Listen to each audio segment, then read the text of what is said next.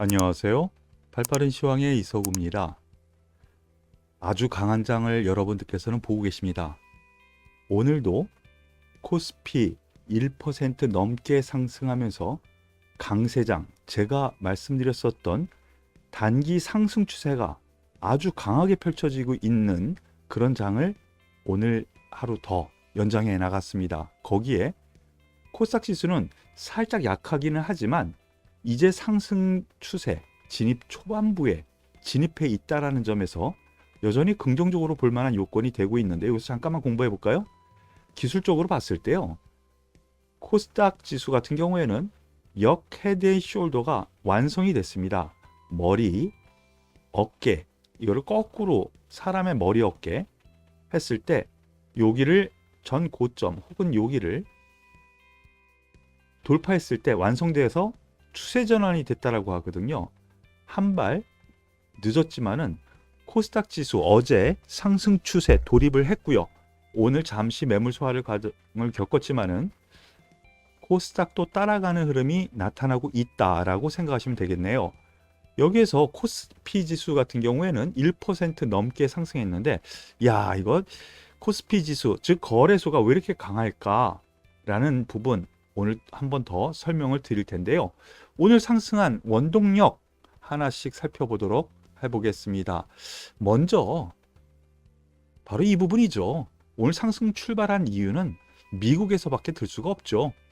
미국 시장 다우지수 1% 넘는 상승세를 보여주면서 상승했고요. S&P 0.56% 상승하면서 바로 이것이 역 헤드 앤 숄더의 흐름이거든요. 추세 전환 가능성, 이미 다우지수는 추세 전환 됐고요.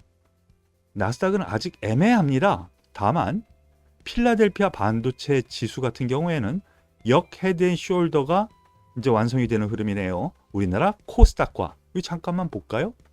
우리나라 코스닥 요 부분하고요. 여러분들 공부 겸사 한번 보세요. 그리고 요 부분하고요.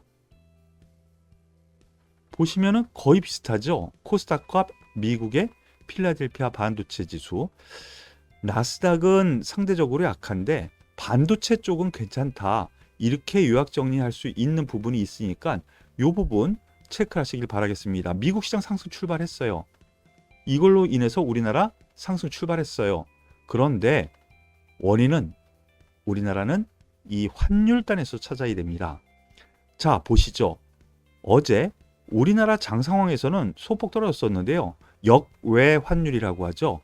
미국 시장에서 있었던 역외 환율에서는 급락을 또 했습니다. 그러면서 1375원 수준에서까지 마무리 짓다 보니까 야, 이거 외국인의 매수세가 오늘도 동원되겠네. 이런 예상치가 나오는 겁니다.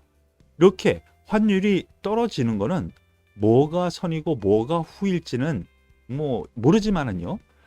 외국인이 원화를 사고 달러를 파니까 떨어지는 건데, 그리고 나서 우리나라 들어와서 주식을 산다.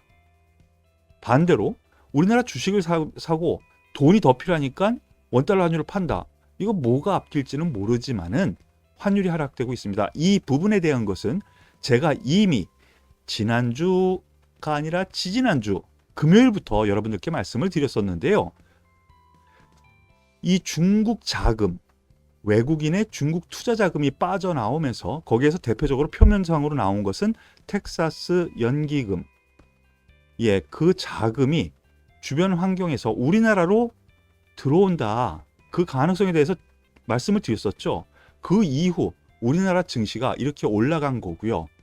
그러한 부분이 환율단에서 이렇게 환율 하락으로 이어지는 겁니다. 지수로 놓고 보면은 바로 이 부분이었죠. 네, 여기 어디였을 것 같은데, 아, 여기였군요. 여기 어디에서 제가 말씀드렸었던 부분이었던 것 같은데요. 그러면서 추세 전환이 됐습니다. 라고 말씀을 드렸습니다.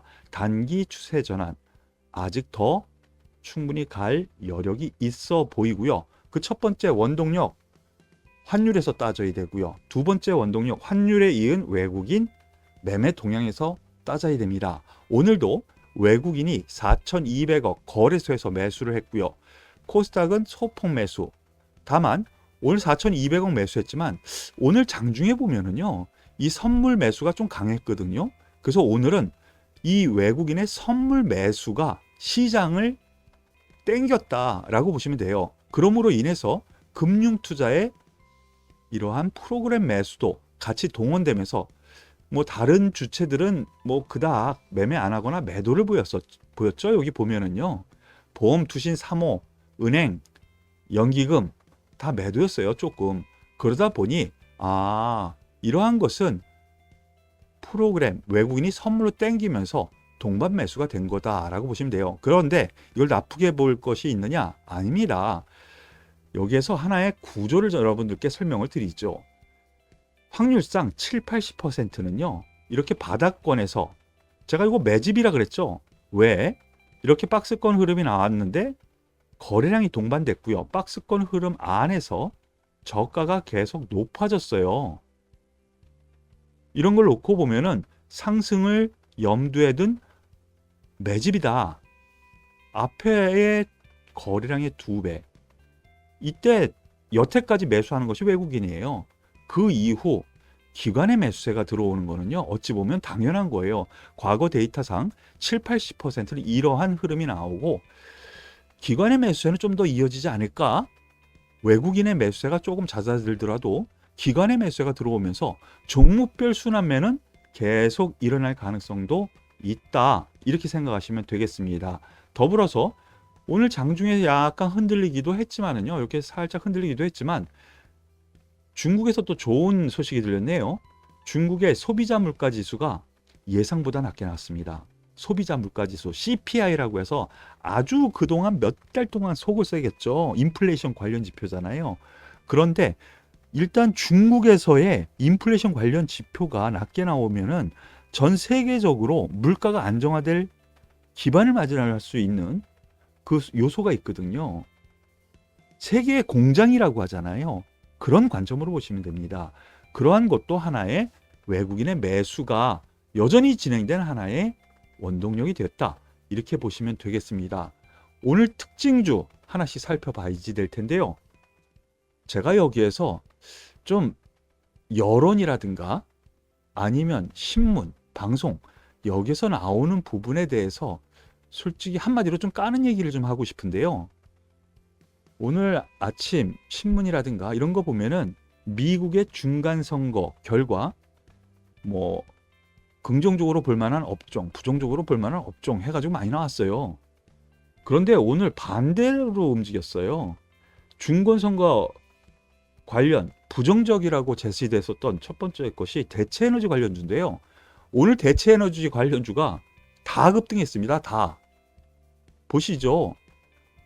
먼저 하나솔루션 오늘 4% 넘게 상승을 했는데요. 고점 돌파를 하면서 마무리 지었어요.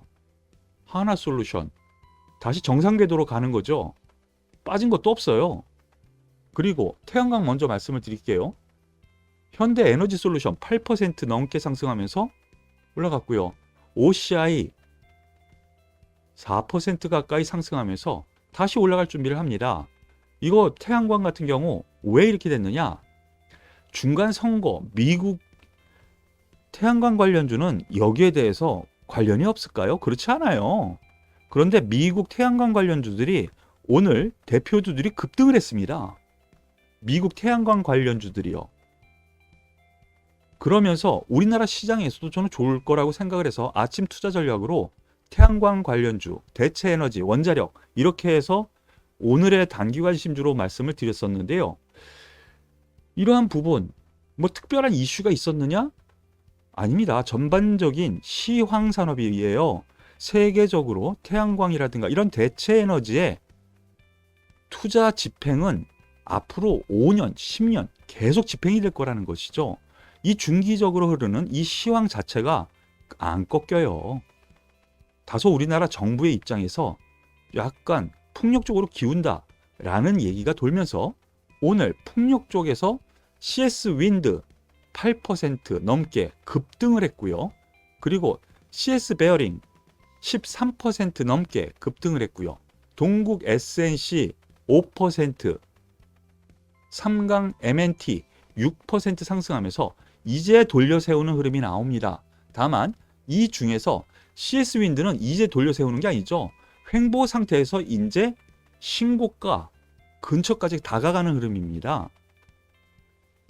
풍력 발전에 대한 비중 확대 소식. 이 풍력 발전 비중 확대는요, 우리나라에서뿐만이 아니고 세계적인 거예요. 이것도요. 글로벌 업황이에요. 그러니까 여기에 대해서는 여전히 긍정적으로 보셔도 될 만하다라고 말씀을 드리겠습니다. 그리고 원전 관련주도 오늘 강세를 보였습니다. 제가 중심 종목으로 말씀드리는 종목이 두산 에너빌리티, 다들 아시겠지만 급등 이후 밀 거라고 했고요. 오히려 저가 매수라고 했죠. 바로 이 부분에서 이날이요. 그리고 그 다음 날도 저가 매수라고 말씀을 드렸습니다. 바로 올라오면서 근 10% 올라옵니다. 10% 넘게 올라왔네요. 그러면서 전 고점 때 근처에 마무리 짓고 있는데요. 오늘 장 전부터 하나의 소식이 들려왔습니다. 루마니아에서도 원전 발주가 될 거다. 그래서 수주 가능성, 그것이 이슈화가 됐고요. 물론 미국이 웨스팅하우스가 이 수주할 가능성이 큰데 우리나라가 과거 이집트의 러시아라든가 아니면은 폴란드의 관급공사 원자력이요. 그거와 같이 함께 공사한 가능성도 있다. 거기에다가 이 관련해 가지고 우리나라 정부 관계자가 출장을 갔다. 이런 뉴스가 들렸어요. 그러면서 원전 관련주들이 오늘 좀 움직였어요. 물론 원전 관련주에서는 두산 에너빌리티는요, 우리나라가 단독 수주다면 더 좋고요. 미국의 업체 웨스팅하우스가 따도요, 납품은 거의 비슷하게 진행이 됩니다. 그러니까 이 두산 에너빌리티는 잊지 말아야 될 종목이고요. 제가 여기에 대해서 좀 더 가벼운 종목이고 소형주에서 이 종목 BHI를 말씀을 드렸었죠. 오늘은 이 종목이 대장주로 나섭니다. 상한가 가는 줄 알았어요. 상한가 97 줄 알았어요. 상한가까지 갔다가 밀려서 18.8% 급등 마감했는데요. 앞에 있는 매물 소화 한번 한 겁니다. 더 갈 여력 있다라고 생각되고요. G2파워도 소형주 단에서 계속 말씀을 드렸었던 부분이 있죠. 오늘은 4%로 상대적으로 약했지만 여전히 긍정적으로 볼만한 요건이 있다라고 생각하시면 되겠습니다. 더불어서 수소에너지도 움직였어요. 에너지 저장 장치 그리고 수소에너지 관련 수소차 관련주 보면은요, 두산 퓨얼셀, 이때부터 계속 말씀드렸었던 관심주, 이때부터 계속 말씀드렸었죠. 저점 대비해서는 급등을 했습니다. 한 달간. 그런데 오늘 어제 쉬고 오늘 또다시 5% 넘게 상승하면서 급등을 했는데요. 이 ESS 에너지 저장 장치, 즉 태양광이라든가 풍력, 여기에서 에너지 전기를 만들어서 그것을 저장하는 그 장치 필요하죠. 그렇기 때문에 두산 퓨얼셀이 이러한 대체 에너지 관련주들이 움직일 때 동반해서 움직이는 원인도 되지만은요. 또 하나의 이슈가 또 최근에 있었죠. 최근의 이슈는 사우디아라비아 여기에서 네옴시티에서 이 수소 에너지를 이용할 계획이다. 이러한 부분.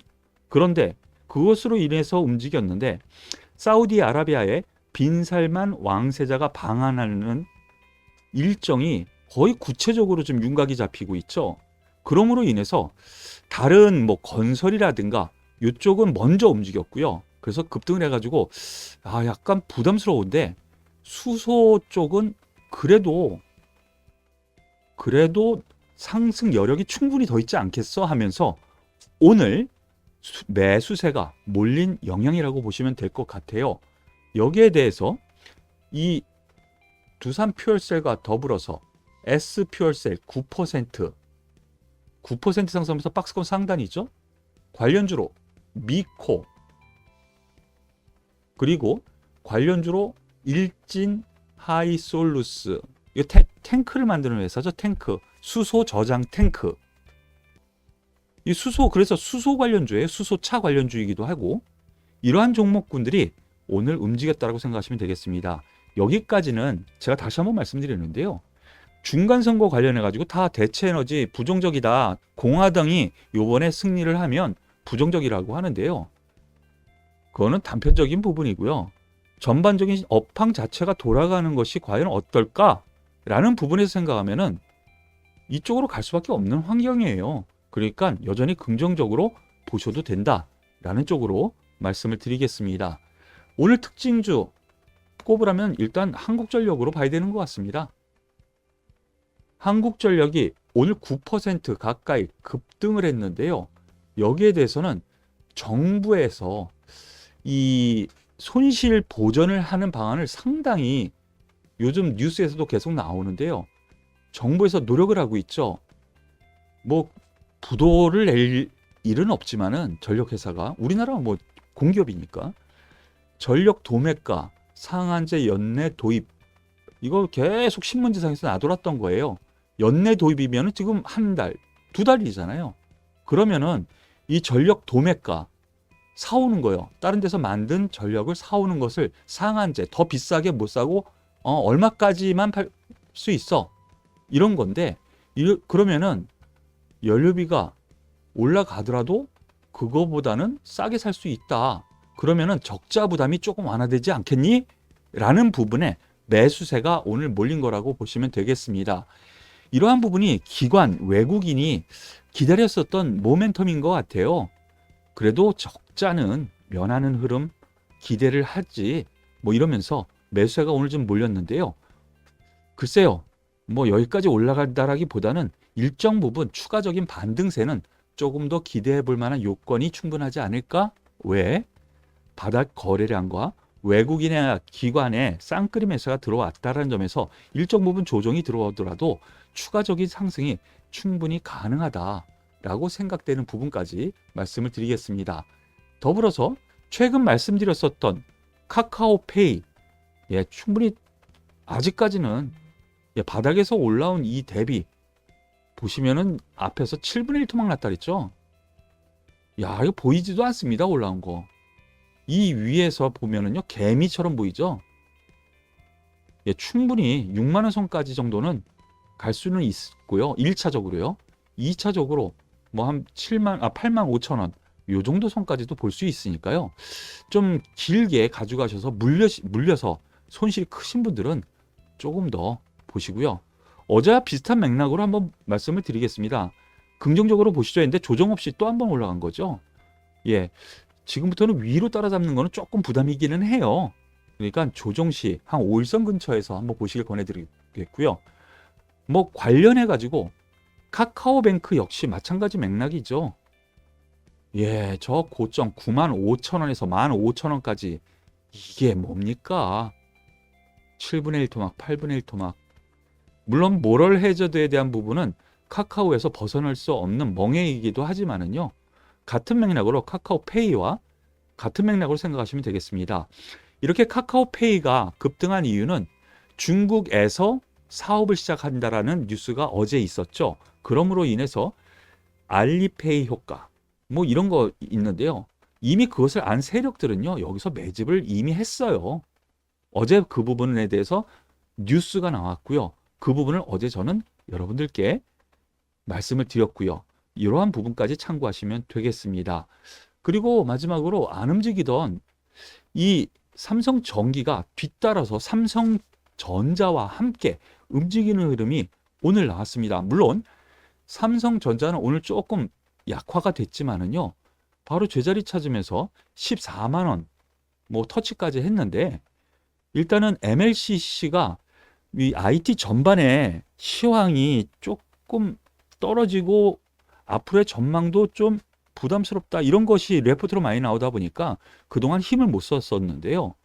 이 IT의 쌀이라고 하잖아요. 쌀. 없어서는 안 될 거. 안 들어가는 데가 없어요. MLCC. 오늘 올라가면서 추세 전환을 확실히 해놨습니다. 그런 입장에서 놓고 보면은요. 오늘 외국인의 강한 매수, 기관의 매수 역시 긍정적인 요건이다라고 할 수가 있겠네요. 다만 조정 시의 매수 관점으로 그리고 가지고 계신 분들은 좀 더 가져가셔도 충분하지 않을까라는 판단으로 여러분들께 말씀을 드리겠습니다. 오늘 시장 전반이 상승을 하면서 올라갔는데요. 아주 특이한 점, 시장에서 안 좋게 봤었던 이러한 종목군들이 오늘 급등세를 보여줬고요. 오히려 시장에서 증권사에서 좋게 봤었던 종목들이 떨어지는 반대 현상이 나타났어요. 이것이 주식 시장이에요. 저변에 깔리는 그 흐름을 여러분께서는 꼭 인식 두 가지 다 하시고요. 시장에 대응을 잘 하시길 바라겠습니다. 마지막으로요. 미국 시장 오늘 밤에 조정을 줄 수도 있고요. 그러므로 인해서 하루 이틀 우리나라 증시도 조정을 줄 수 있어요. 매물대에 이제 돌입을 했거든요. 하지만 아직까지 제 입장에서는 하루 이틀 장중 조정이 있더라도 충분히 더 갈 여력 있다라고 생각을 합니다. 충분히 더 갈 여력이 있다라고 생각을 하니까요. 여러분들께서는 조금 더 힘을 내시고 저와 함께 하시길 바라겠습니다. 오늘도 수고 많으셨고요. 도움이 되셨다면 구독, 좋아요, 그리고 응원의 댓글 꼭 부탁드릴게요. 수고하셨습니다.